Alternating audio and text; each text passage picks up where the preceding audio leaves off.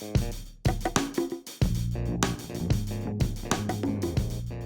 everybody, it's Scottie with Raxis, and in this video I'm going to go over phishing assessments, and some of the tools and techniques that I use when it comes to phishing, how to get through spam filters, how to ensure that users do receive the messages that are intended for them, and kind of working with the clients to make sure that they gain the most out of the assessment that they can. Before beginning any assessment, the first thing you want to do is actually meet with the client and figure out kind of what they want out of the test. Depending on the type of assessment, depends on exactly how we're going to conduct the phishing. We have everything from full-blown phishing assessments to where we test the actual end users, to maybe using phishing in context of red team exercise, where we're not actually tracking metrics as much, but we're actually using phishing to actually try to compromise systems and gain access into critical systems. Before I begin any phishing or phishing assessments, the first thing I want to do is kind of gauge with the client what they're looking for. This kind of helps me figure out what kind of testing I want to do. If this is, say, a red team, some of the tools that I would normally use on a regular just straight up phishing assessment would not be necessary because I'm not tracking as many metrics and things of that nature.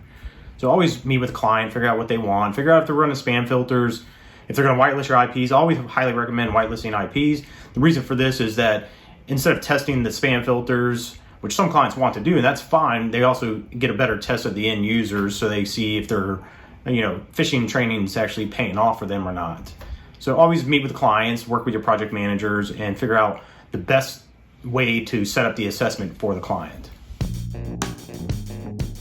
Once you've completed the rule of engagement of how you're going to actually conduct a phishing assessment, the next step that we like to do is actually come up with a campaign. We like to run those by the clients before we actually send those out. You want to make sure that you're using reputable domains. We found that newly registered domains are highly suspect by spam filters and tend to get quarantined, especially if they're less than 30 days old. So, if you got assessments coming up, go ahead and register some generic domains. Again, you might want to have specific domains to, spoof a client's domain, but use those first. And if they get burned, you have those other ones you can fall back to. And, be mindful of, sending the spam filters.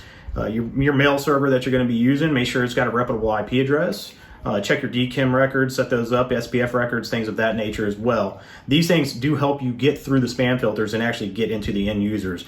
Again, I highly recommend that you actually talk with the clients and have them actually whitelist your sending IPs and domains, because this is a better true metric test of the actual end user versus a spam filter.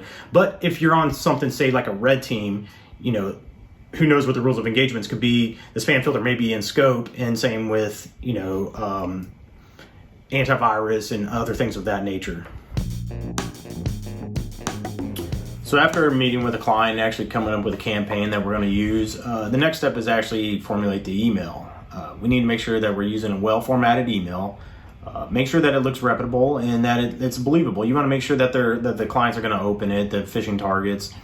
Find out from the client if you're going to be sending targeted spear phishing, maybe to several selected users, or if you're going to be targeting the whole company or certain large groups of users. This changes the dynamic on the type of phishing email that you might send.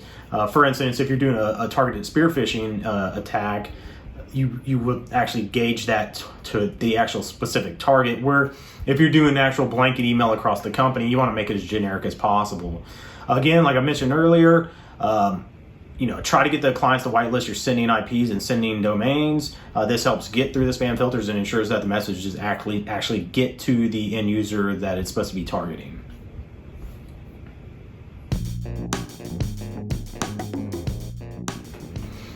So the next step after coming up with the email that you're going to be sending is actually coming up with your portal that you're going to be sending the clients to. This is where we would actually deliver a payload for download if possible, or harvest credentials. Whatever the assessment is calling for is what you might actually use this landing page for. Big thing with the actual landing page is to make sure that it is publicly accessible. By that I mean make sure that anyone can access it anywhere in the world. With that, you want to make sure that the servers are actually hosted at legitimate IP addresses.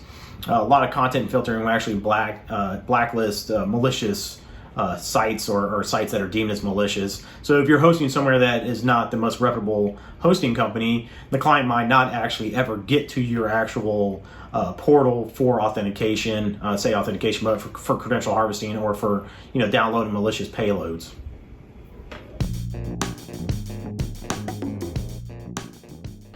One thing I want to discuss is some of the tools that I actually use on a day-to-day basis when I'm doing phishing assessments or any type of assessment that involves a phishing.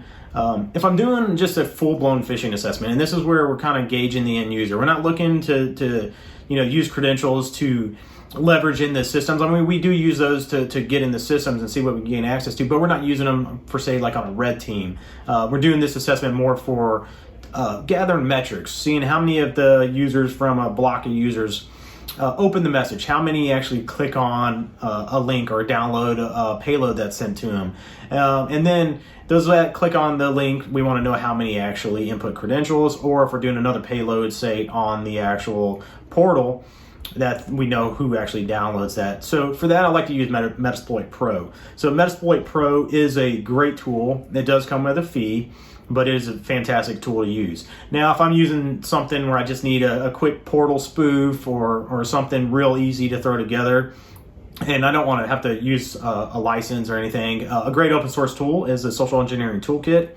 Very easy to stand up a clone site. Super simple and fantastic to work with.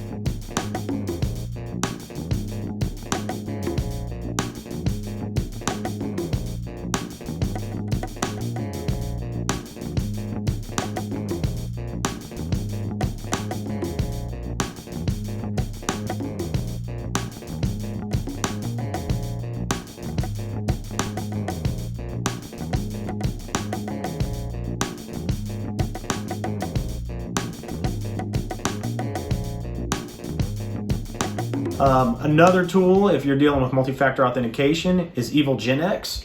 Great tool, lots of tutorials out there on how to use it. So yeah, these are just some of the tools that I use on a regular basis, but these are the three kind of my go-to tools. So lastly, I want to discuss spam filtering.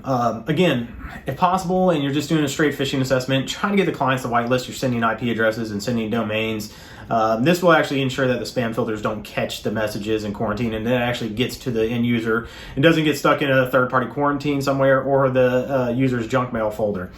Now, with that said, some companies like to keep the spam filter in scope. A lot of times we'll run a phishing assessment campaign first with spam filter, and then we'll do one with a whitelist implemented maybe the next day or so afterwards. If you are having to deal with spam filter, obviously IP reputation from your sending mail server is a huge issue. Domain reputation, again, newly registered domains are scrutinized at a higher level, and those tend to either get gray listed or sent to spam filters. So if you know you got a phishing assessment coming up, go ahead and get you some more domains registered ahead of time. With getting through the spam filters, SPF records are huge, like we mentioned earlier, and DKIM records.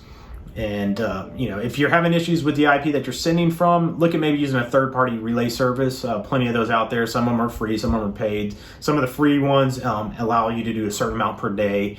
Same with the paid ones, but you get a higher threshold of messages that you can send through them.